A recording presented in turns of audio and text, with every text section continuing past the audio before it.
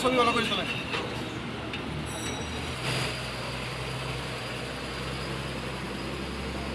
হাসান, হাসান কিছু কর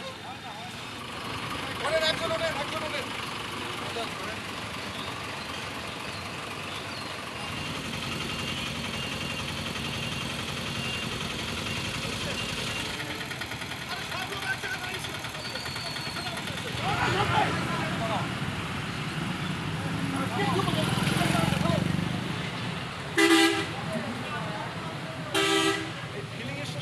আমরা যে ব্যবস্থাগুলো গ্রহণ করেছি তার মধ্যে উল্লেখযোগ্য হচ্ছে সীমান্তবর্তী এলাকা দিয়ে জ্বালানি তেলের পাচার রোধ করা।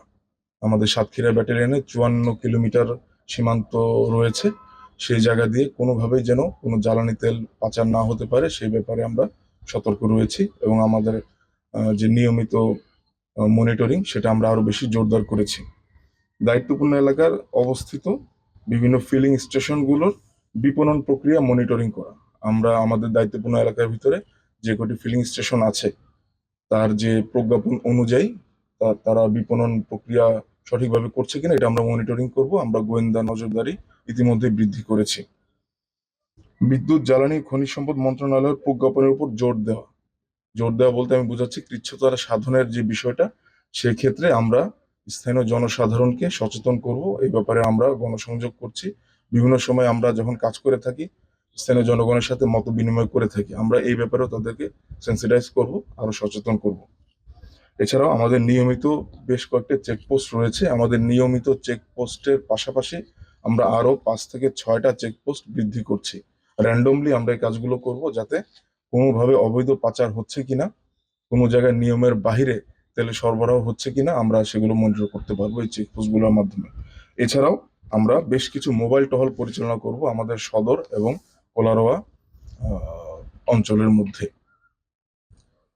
স্থানীয় জনসাধারণের মধ্যে আমরা সচেতনতা বৃদ্ধি করব, এই কথাটি আমি আগেই বলেছি। এছাড়াও জেলা প্রশাসন, পুলিশ প্রশাসন, সাংবাদিক সমাজ আপনারা যারা আছেন, পরিবেশ কর্মী এবং জনপ্রতিনিধি যারা আছেন তাদের সাথে আমরা আমাদের এই টোটাল যে কার্যক্রম আমরা যেগুলো করব এগুলো সমন্বয় করে নিব।